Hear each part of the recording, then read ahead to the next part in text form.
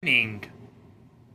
A huge warning. Before this video starts, I just want to mention that this video contains topics of grooming and childhood ruin forever. If you're sensitive, unease, or if any of these alarm trigger you, please click away right now. It's not too late. Okay? Goodbye. Hola amigos, my name is Travion, and today, well actually it's the middle of the night, but tonight I want to do something different. I want to start reacting again. Yes, once again I'm back with another reaction video for tonight, and tonight we are reacting to a very old video called Play Him Off. Play Him Off, Keyboy Cat.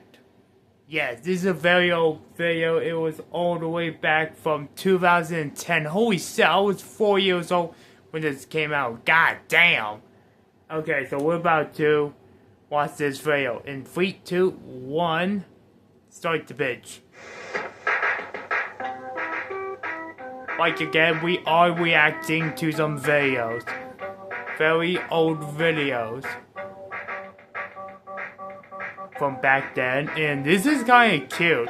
I can see why so many people watch so many cat and dog cute animal videos. I guess this was the shit. And that was adorable, wasn't it? Okay, the next video we're going to watch before we go to the major big topic is this video. This video is called Life Could Be a Dream. Okay, let's stop playing around. Let's go ahead and watch this video. But I'm going to have it mute because there's going to be a music song playing in the background. I don't want to get a copyright strike, so let's just go ahead. Oh, it's a monkey with a gun. That is so cute.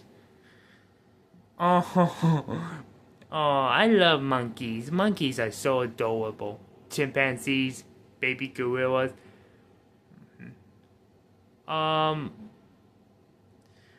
Orangutan swimming in the water. Oh, that's cute. I don't think orangutan or a primate can't swim. No, I don't.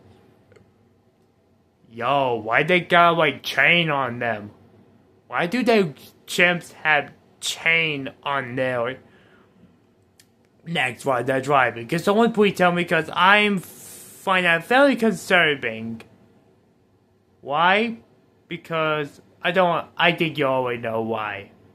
I find that oh look! Oh, that's cute. That orangutan is driving. You can take. No, he's using his hand to drive. A gorilla. Oh, that's. And he's eating.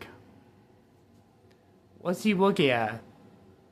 And then we have a orangutan racing with a human. Spinning. You know, in Donkey Kong, you spin. Oh, I didn't know animals play video games. You know, I got a VR too. Like, what's up with him? What's up with him? Well, that's cute. That's adorable. Ho ho. Show me some more. Show me some more. Okay, well that was it. Okay, so we're down to the nitty gritty right now. So this is a video I really wanted to talk about and make a react. It is called Frozen's Trolls Groom. Okay, first of all, if you're sensitive or on edge with this topic, please click away right now. Because I know a lot of people, including me, a lot of good people, do not like this. Because this is really bad. Now, for those of you who don't know what grooming, it's a really bad thing. It's when you groom someone, like grooming a child That's what predators and pedophiles do, which I do not like Groom at all. No. I always have a problem with Disney. I do not like the company. I don't like any of their movies. No. I used to, but not anymore. I stopped watching Disney like way back in last year, and that was it. Nothing else. I'm against the company in the films because, to be honest, Walt Disney, it's a Nazi, and Mickey Mouse is a caricature of black people, which I don't like it that people make caricatures of my people. That is racist. Okay, on to the movie. Let's go. There's a moment early in Frozen where Anna touches the white streak in her hair and laughs about it. Hans asks where it came from, and she says, I was born with it. Although I dreamt I was kissed by a troll. She thinks she's joking, but she isn't. 13 years before that line, a magic elder pulled the original memory out of her head and put a different one back in. The streak is the bookmark her body left on the night it happened. The kissed by a troll detail is the seam in the forgery leaking through. Also, there was a witness in that yeah? Is? He kept the memory. He still has it. And the night Anna's hair starts going white again, What? he stands across from her and builds a sentence designed to hide him. And that witness is the man Anna will marry. One line said about an unsupervised 8-year-old by an adult troll he'd never met. I'm gonna keep you. Ew, that sounds creepy. That's the line that starts the entire operation this video is about. And before we get to him, think about Anna for 1 second. Anna is 5 years old the night it happens. She's 18 when she sees him again. In between is 13 years of walking past a closed door, asking her sister to come out. Okay. I see what you're getting at.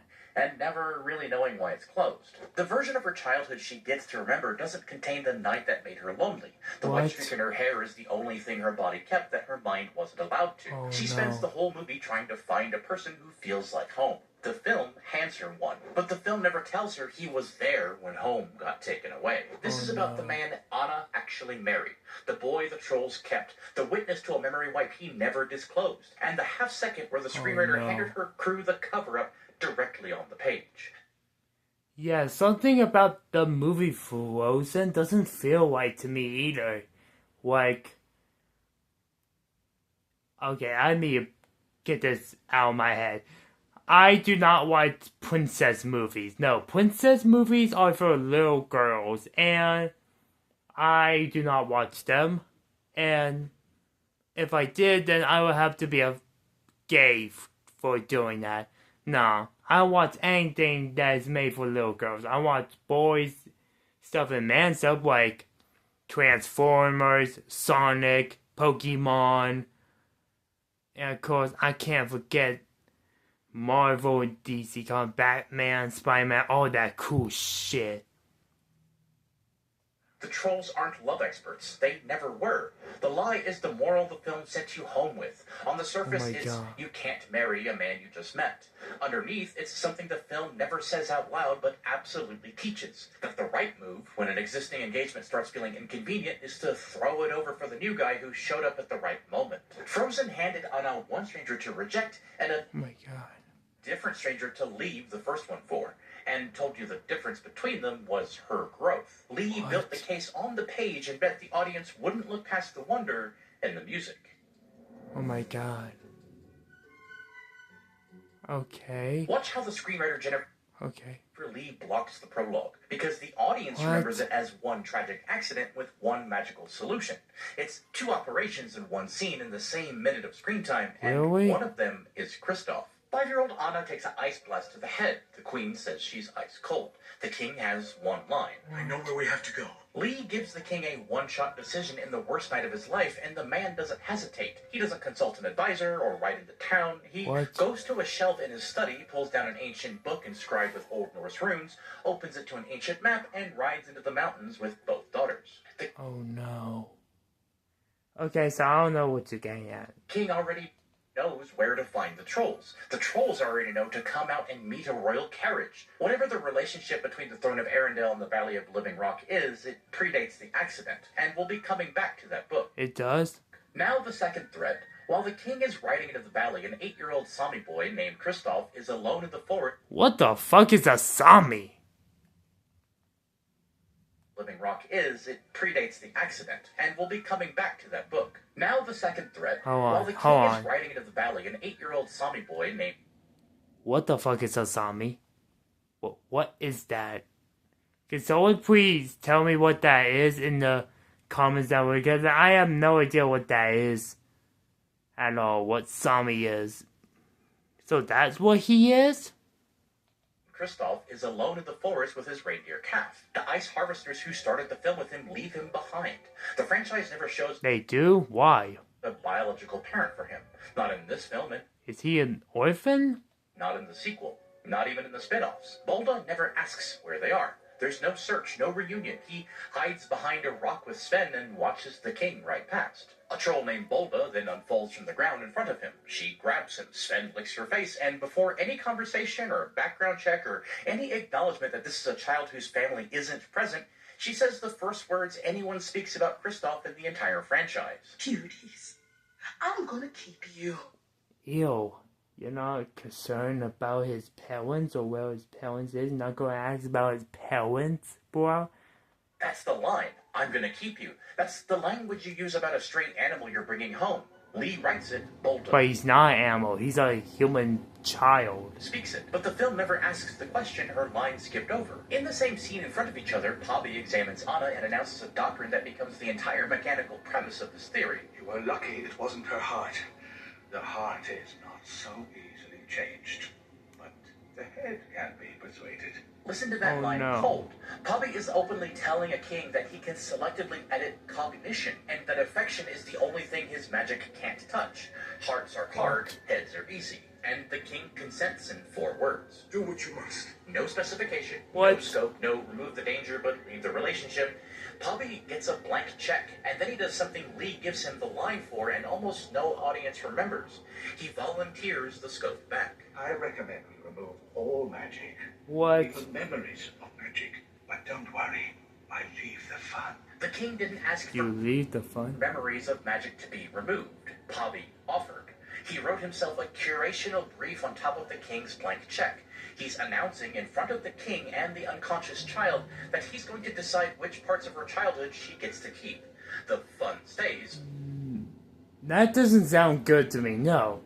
That sounds like grooming. But the magic goes. He's editing for vibe. And what he does with it isn't what the audience thinks. Watch the animation. Poppy pulls a glowing blue cloud of memories out of Anna's head. They're the accurate memories. Indoor magical play with Elsa, 2 girls in nightgowns, real history. And then he changes them. The screenplay says it directly. Grand Poppy changes all of her magical memories to ordinary memories. Snowy played indoors with the girls in their nightgowns changes to outdoors on the winter... So wait, what does this whole have to do with grooming? I'm curious. Because, you know me, guys, I am against pedophilia and kidnapping. Those aren't right, bro. Those are evil as fuck. Fjords with the girls in their winter gear. He puts the ordinary memories back in her head. That isn't deletion or patching, it's a forgery. He didn't have to do that part. By his own stated doctrine, he could have just cleaned the trauma. But he chose instead to give Anna a substitute childhood, in which her sister's magic never existed. And that's 2 acquisitions in 1 minute. The trolls keep the boy, and the trolls forge the girl. The same elders in the same valley, right in front of each other, and the only adult in the scene that speaks says, "Do what you must," and rides home with a child whose history he just signed away without specifying scope. That doesn't sound good at all. If the rest of the movie were about an orphan boy and a princess with no overlap, the prologue is total coincidence. But Frozen ends with that specific boy getting with that specific girl, and they even have a fake wedding ceremony staged by the same trolls who acquired him and edited her. The prologue... Yeah, something about the movie Frozen doesn't feel right.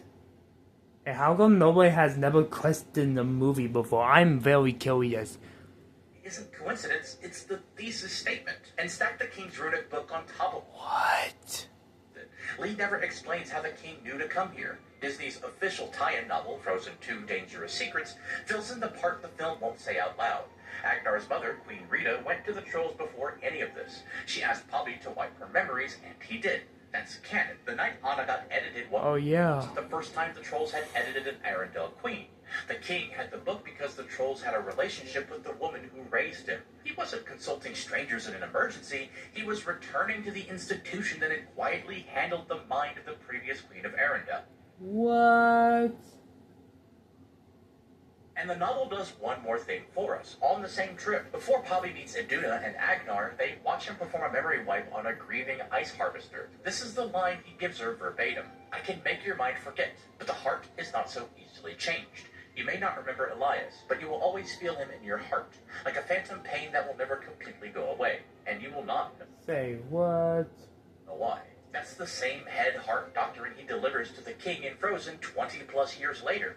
Word for word in the operative phrase, which means Poppy's line to the king isn't bedside improvisation, it's a sales script. He gives it to the ice harvester. He gave it to Rita before her, and he gives it to the king. Same routine with 3 clients, decades apart. He's a practitioner with a brochure. Anna grows up thinking the doors closed because Elsa stopped loving her. The actual reason is on the floor of that valley, sitting next to an 8-year-old boy hiding behind a rock. And 13 years later, that boy is going to look that princess in the eye and answer a direct question with a sentence built to hide the truth. And the screenwriter wrote the cover-up directly into the stage direction. Part 2, the line we wrote. Cut to 13 years later, Anna walks into Wandering Oaken's trading post. She's engaged to a man she met within a day. Her sister Which is weird. The kingdom. Kristoff agrees to take her up the North Mountain. And I want to pause on one thing here, because the screenplay does something at this I want to pause too, like, how did the princess get ice powers? And the princess kind of reminds me of Emma Frost from Marvel comic books. Like, how did she get the goddamn superpowers in the first place? Because you know me, I don't watch princess movies because, well, I'm a male, and I might sound sexist to you all, but I don't watch things that are made for little girls. I only watch things that are made for men, like Sonic, This Fool on Hulu. That's a good show, by the way. And of course, we got Marvel and DC. And of course, I can't forget Django Unchained. And of course, my favorite movie of all the time is Black Dynamite. Dynamite, you want what I'm saying? Ah, shit, you don't. Okay, what's the joke? Wait, back in. Meeting I genuinely can't fully explain. Lee writes zero recognition into the scene. Kristoff doesn't flinch, he doesn't stare, he gives her grief about marrying a stranger, he treats her like any random person. The film leaves it open whether the Trolls also edited him or his memory of her face diminished. What the film does not leave open is what happens next. They get to Elsa's palace. Anna tries to bring her sister home. Elsa panics, throws out a blast of ice, and it hits Anna square in the chest. Same magic and same accident as the prologue, except this time it lands in the heart instead of the head. Say what? Up the mountain, and on the ride down, the white streak from her childhood starts spreading. Her hair is going white in real time. Are you serious? Kristoff sees it, and he tells her his love expert friends can fix it. And one love expert. Beat before Anna asks her question, Olaf catches Kristoff hesitating. Does it look bad? No, you hesitated. No, I didn't. A sentient snowman just clocked him for hesitating, and that's the tell, right before the cover-up lands. Now Anna asks, God damn, bro. This is all coming together. This is the only sensible question. The love experts? Love experts? Uh-huh. And don't worry, they'll be able to fix this. How do you know? Because I've seen them do it before. What Kristoff says is true. He has seen them do it before. The line he's hiding is what makes it a confession. He's seen them do it to her. He looks over her, remembering the moment he saw the Trolls heal her as a child. That wasn't my interpretation. I just quoted the stage direction. Jennifer Lee wrote that, telling the animator okay and the voice actor that in this exact frame, Kristoff is staring at adult Anna and seeing 5-year-old Anna at the same time. Okay, I see. Then he answers her question with a sentence built to hide his role in the answer. Jennifer Lee handed her crew the cover-up on a printed page. Think about that. A direct question gets a direct answer. How do you know? If you have nothing to hide, you say, well, I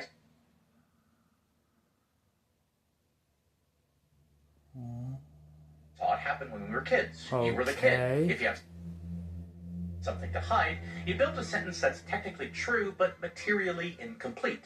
Kristoff builds the second sentence, rewriting what? history in real time. Defenders will tell you that Kristoff is shy. He's socially awkward. He grew up around talking rocks. Maybe this is just a guy who doesn't understand how to socialize properly. But look at the very next scene. As they walk toward the valley, he gives Anna a granular warning brief about his family. When I was a kid, it was just me and Sven, until they, kind of took us in. I don't want to scare you. They can be a little inappropriate. Where is your mom? Where is your dad? Where are your parents before you were adopted? Were you always an orphan? And loud. Very loud. They're also stubborn at times and a little overbearing and heavy. Really, really heavy, which you'll get. They're fine. They mean Kristoff. That's not the language of a shy man unable to find Heavy? What the fuck does that even mean? in his words.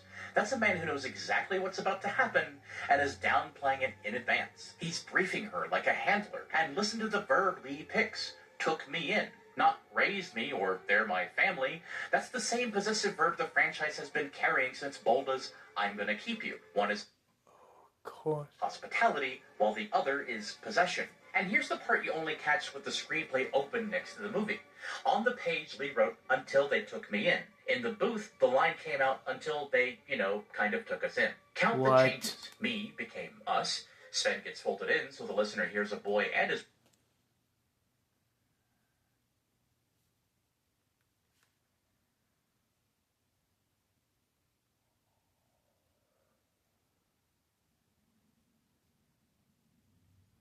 reindeer being adopted as a pair instead of a child being claimed alone, and a two-part verbal hedge, gets inserted in front of the verb. The exact kind of softener you would reach for if the original had landed too strong. The screenplay's line was sharp enough that somebody, somewhere between draft and recording, sanded it down in 3 places at once. But the receipt Lee wrote is still there. He warns Anna they're loud. He warns her they're stubborn, but he doesn't warn her that the family runs an appraisal sequence on house guests. He doesn't warn her that they sing about removing fiancés. Those are the things he leaves out. And here's the thing. Lee didn't just write the cover-up. She wrote the moment Kristoff's mask slips on. Just one beat earlier in the same scene, the parenthetical shy appears twice in the same exchange. One next to Chris. Come to think of it, none that doesn't feel right at all. Kristoff's name and one next to Anna's. They're sharing a moment of awkwardness about being alone in the woods. That's when shy Kristoff exists on the page. The shy version of Kristoff is a real character. He just isn't the one answering Anna's questions. And here's the family confession. 2 scenes later, when the trolls list Kristoff's quirks in song, listen to one of the verbs they pick. For the way he covers up that he's being honest good. Covers up. The trolls themselves admit in chorus that the boy they raised is a man who covers things up. Lee put it in the lyric. He delivers her to the valley, and the valley is ready for her. What? Oh shit! Oh my god, sorry guys, that was a goddamn ad. We don't do ads in these parts, hell no. Jennifer Lee uses one word to describe what Bolda does the moment Anna walks into the valley. It does? She studies her like a piece of cattle. Cattle, not looks over her or inspects her. Cattle. The screenwriter put livestock in the stage direction before the troll opened her mouth. Start with the welcome the trolls give Kristoff before they even notice Anna is there. One troll yanks him down by force. Another reaches for his pants. Take off your clothes. No, I'm going to keep my clothes on. The trolls aren't greeting him, they're handling him. Bodily, What without the asking. hell? And then Anna gets noticed. It's Bronco. The trolls then surround Anna, body surf her across the crowd, and roll her into Kristoff's arms. That isn't a welcome either, but more like a delivery. They process her arrival the same way they processed him at age 8. Hands, then claim. Picture the math on this. Kristoff is 21. Bolda has had him since he was 8. That's 13 years inside that family circle, and the family's posture towards Anna the second she clears the tree line is fluent, practiced. Bolda doesn't improvise the exam, she runs it. And Lee already showed us Kristoff running the exam himself, on the sled, on the way up the mountain. Oh, yeah? Okay. What's his last name? Of the Southern Isles. What's his favorite food? Sandwiches. Best friend's name? Probably John. Eye color. Dreamy. What size? Foot size doesn't matter. Have you had a meal with him yet? What if you hate the way he eats? What if you hate the way he picks his nose? His nose. What? And eats it. Last name, favorite food, foot size. Okay. It's a man running a candidate vetting form. By the time Anna walks in, Kristoff already knows the choreography well enough to warn her about the volume and leave out the appraisal. Then Molta climbs on top of her husband to get the look the stage direction already told us she's giving, the cattle look, and confirms it out loud. Let me see. Bright eyes. This is crazy. But I still don't get what this has to do with child grooming. At all, bro. So what the fuck are you even talking about? Yes. She'll do nicely for our Kristoff. Listen to where the sentence landed. Not on the T's or the I's, on the word our. Possessive. What? The human male in their possession has been brought a candidate, and the candidate has passed inspection. The franchise gives us an adult elder troll who claimed an unsupervised child with the words, "I'm gonna keep you," raised him for 13 years inside a household that runs appraisal sequences on women, and is about to sing him a song with an operational plan to remove his crush's fiance. What That's the fuck? grooming. And I Oh want my to be careful God. with that word, because what I'm saying is that functionally, step by It is grooming! Jesus fucking Christ. Oh my god. I can't believe pedophilia was hidden inside Disney movie this whole time. Yo, there ain't nothing right with grooming, everybody. Grooming, as I mentioned earlier, is messed up. Literally. This is why I don't watch Disney movies. step. What this troll family does on screen is the textbook. Oh, sorry, pattern. guys. Isolate the child. Replace I'm not sure what's happening to my camera right now. the family of origin. Control the social environment. Engineer the partner. 4 for 4. Anna tries to protest. Kristoff cuts in. No. Got the wrong idea. No, that's not why I brought her here. Hear what he objects to. He objects to the premise. He doesn't object to the idea of being claimed. The 13-year conditioning is doing its work. He's been through this before. He warned Anna of the path because he expected it. He doesn't Oh fight my god. This is so messed up. it because fighting it isn't how their relationship works. He's, in his own words, learned to just roll with it. Then comes Fixer Upper. That's messed up. Yes, it's catchy. Yes, it's staged as comedy, but Disney villains have been singing their plans aloud since Be Prepared. Ursula sings the predatory contract in Poor Unfortunate Souls. Mother Gothel sings Mother Knows Best, a number that sounds like loving advice and is functionally the containment script of a woman who stole a child and isolated her for 18 years. Oh my god, that totally reminds me of what happened to that guy with the reindeer in Frozen. Oh my god. So it's that is grooming. Oh, by the way, guys, do not groom people. Grooming is messed up. Literally. It is evil, and a lot of children get a groom, sadly. And that is not okay. The form is older than this movie. A song is the most efficient way Disney has ever found to let a character announce exactly what they're doing while the audience hums along. That's a tradition. She is engaged to someone else, okay? Then they huddle. They go offline for a beat to recalibrate. And what they come back with is, in plain English, an operational plan to remove the obstacle. Her quote, engagement is a flex arrangement. Get the fiancé out of the way, and the whole thing will be fixed. That song sounds awful. The trolls just sang in chorus that the engagement is flexible. The fiancé So this is what this fucking Disney effect does to a person. Ooh, I swear, God, I'm stop watching Disney. is removable, and the whole problem is solvable by elimination. Kristoff's only protest in the entire number is that Anna's engaged to someone else. He cites Hans without saying his name. He never says she doesn't want this. He never says he doesn't want this. Look at what just happened. The trolls have known about Anna's existence for 90 seconds, and about her engagement for 1. They don't ask his name. They don't ask how long they've been together. They don't even ask if she's happy or if he's good to her. They Oh my god. That's awful. huddle for 5 seconds and conjure up a workaround. And listen to the verdict Lee gives them in one phrase. Her, quote, engagement is a flex arrangement. A flex That's awful. arrangement. They have zero information about the arrangement. They've decided it's flexible because it has to be flexible. Oh my god. over the outcome they have already chosen. And listen to what they call it one bar later. So she's a bit of a fixer-upper. That's a minor thing. A minor thing. A royal engagement. Oh my god. Oh my god. Now I see that. A minor? Like, bro. I can see. Now I understand how this is grooming. He literally said the word minor, which the princess is a fucking minor. And Smith is a minor too. Oh my god. This is so prejudiced. Oh my god, this is grooming. This is so fucked up. That's it. I'm not letting my future daughter watch this fucking shit. If this has grooming, I can't watch this. No, not just because for a little girl, but I can't let my future daughter watch this. Hell no. I won't let her watch any Disney princess movies.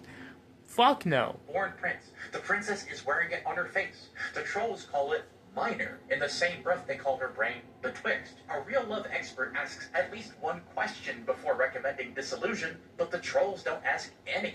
They diagnose the obstacle and write a prescription in the same verse. That is what a predator sounds like talking about somebody else's relationship.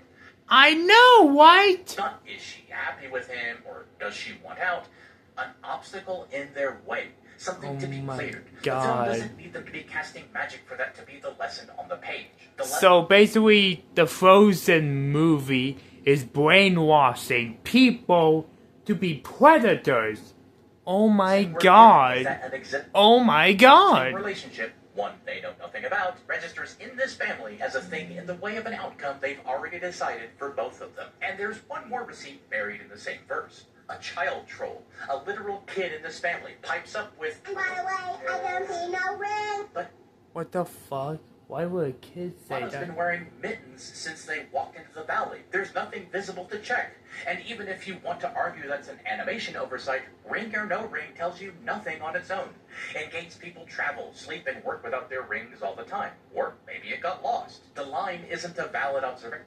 Oh shit. Either way, it's a legal-sounding dismissal coming from the Oh family's youngest member, already fluent in their routine. Whatever bulb that has been running on Kristoff for 13 years, the next generation of trolls is already singing it back in chorus. And then watch the song's footwork. Verse 1, the song is about Kristoff. He's the fixer-upper. Kristoff feeds them the engagement line, then suddenly in verse 2, she is the fixer-upper. Her brain is what the hell? And the fiancé is the thing in the way. And then in verses 3 and 4, the song quietly widens the diagnosis until everyone's a bit of a fixer-upper. And the original target gets buried under a chorus about father. Oh my god, this bothers me. How is this a kid's movie? And sisters and brothers raising each other up. That's a real-time edit. The song says the loud part once, registers what it just said, and spends the next 90 seconds laundering it into a wedding hymn. And the audience, oh my god, us, walks out humming the laundered version. And while there's... Okay, I will remember this video for the rest of my life after what I just learned and heard from about this movie Frozen brainwashing young and old people being predators, grooming kids, and I'm not watching Frozen again. No. Hell no. Did I just say that out loud?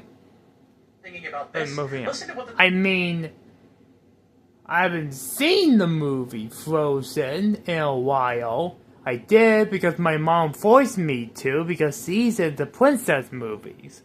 Same chorus says about Kristoff himself. His isolation is confirmation of his desperation for a healing heart. The trolls confess in plain English about him being desperate. In the same number, they're laying out the plan to remove Anna's fiancé. And we're coming back to who else gets called desperate by who in the last 60 seconds of this movie. While the song is closing, the trolls do something the audience usually files as comedy. They dress Anna in moss bridal wear. They escort Kristoff and Anna into a ceremonial circle. And the screenplay's word for this is so fucked up. the family does isn't an invitation. By this time, Kristoff and Anna are being ushered into a pit by the sheer force of numbers. Sheer force of numbers. That phrase has zero comedic distance, and the language of a crowd compelling someone to do something they didn't agree to. Then the priest starts the vows. Do you, Anna, take Kristoff to be your true fully wedded? What? You're getting married. Notice who interrupts and who doesn't. Anna interrupts. Kristoff doesn't. The priest just keeps going. The vow is in progress. It doesn't stop because Anna refuses. It doesn't stop because Kristoff calls it off. It stops because Anna's body collapses from the frozen heart Elsa put there earlier. A wedding interrupted by a medical emergency isn't a fake-out, but a wedding the film would have completed if Anna's body had held. And yes, 60 seconds later, Kristoff puts her on Sven and rides her back to Hans. He does that because he loves her. The song already told you the operation doesn't need him to remove Hans personally. Hans will remove himself, and we'll close that in a moment. Okay. The film doesn't end with a wedding. It ends with one more line that should have been a red flag, and almost nobody in the audience catches it. No returns, no exchanges, Queen's orders. She's named you the official Arendelle Ice Master and Deliverer. Okay. Queen's orders, state appointment, title. There was no Ice Master and Deliverer before this. Anna invented the role to embed him. The Sami boy, what the fuck? claimed at age 8. The consort whose adoptive family spent 13 years grading candidates for him.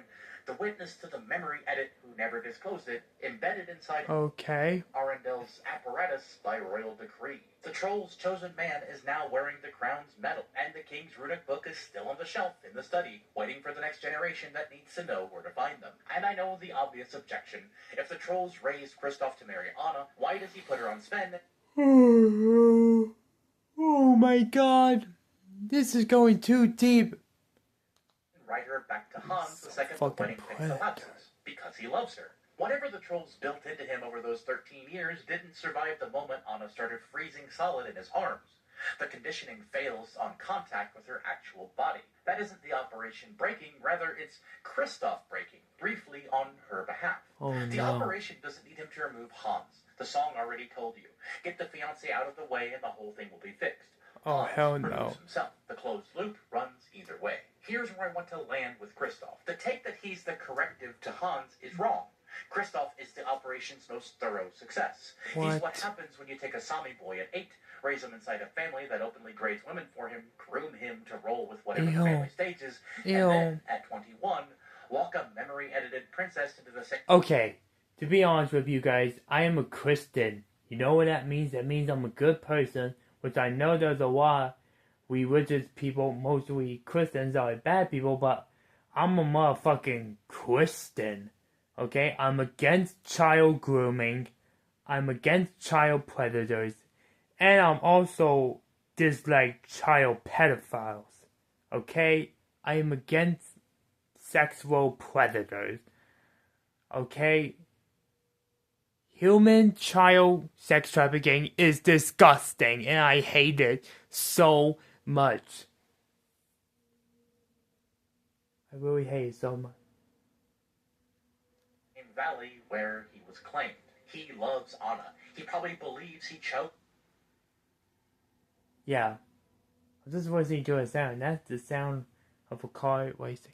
Her. The version of him that could have told her the truth on the sled and chose not to is the one moment of culpable silence in an otherwise blameless life. He stays silent because he loves her, and because the family that loves him gave him no other vocabulary to use. And now Hans calls it on his way out the door. You were so desperate for love, you were willing to marry me just What? like that. Desperate. Early in the movie, the trolls used the exact same word about Kristoff. His isolation that they sang was confirmation of his desperation. Lee gave the same diagnosis to 2 different children in 2 mouths. The villain sees no. The screenwriter wrote it, and the audience walks out humming the song. Now I want to stop prosecuting for a second and just look at Anna. She's 18 years old. She has spent 13 years walking past a closed door asking her sister to come out.